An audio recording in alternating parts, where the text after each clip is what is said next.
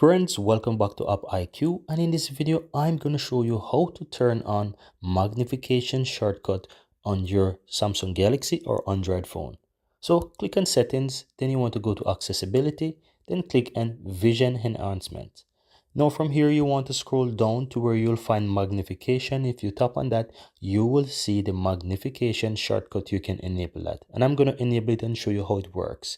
So toggle it on, then tap on it, and you will see how to enable this. Now once you enable it, you will see that you have the option to choose how you want it to work. And if you look down at the lower right hand side, you will see that you have the shortcut icon, which looks like a little person there. You can tap on that and it will enable the magnification. Now you can see the magnification box appear, and if you move this anywhere on your screen with the round button at the lower right hand side, it will magnify the area on your screen. So if you look, I am now magnifying areas on my screen there, and this is how you can easily go ahead and use the magnification shortcut on your Android or Samsung Galaxy phone. Now once you're ready to turn this off, guys, all you have to do is just simply press that little person on the lower right hand side and it will disable it for you.